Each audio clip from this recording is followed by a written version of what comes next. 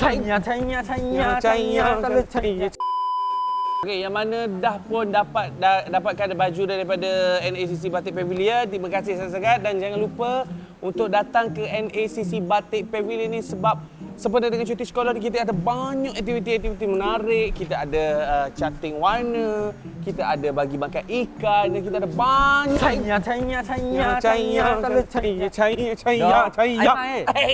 Muat live mudak letak pink location. Biar orang mari belakalah sini. Sugar batik kita. NACC Pavilion Batik. Oh, kita nak saya letak pink. Oh, letak pink tu buat live. Oh, okey. Baik apa? Baik. Nanti saya buat raya. Ya. Nanti saya letak pin Geng, saya kena end live dah sebab bos saya suruh saya ping di telefon. Saya pun tak faham kot bos saya benda ni. Tak apalah, saya buat dulu ni. Bos, saya ping dah bos suruh. Pink dah?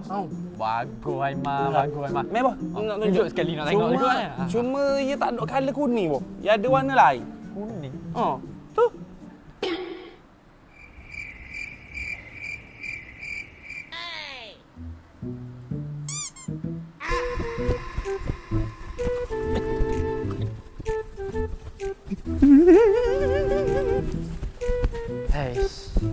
Wujud ada seorang je pekerja gini.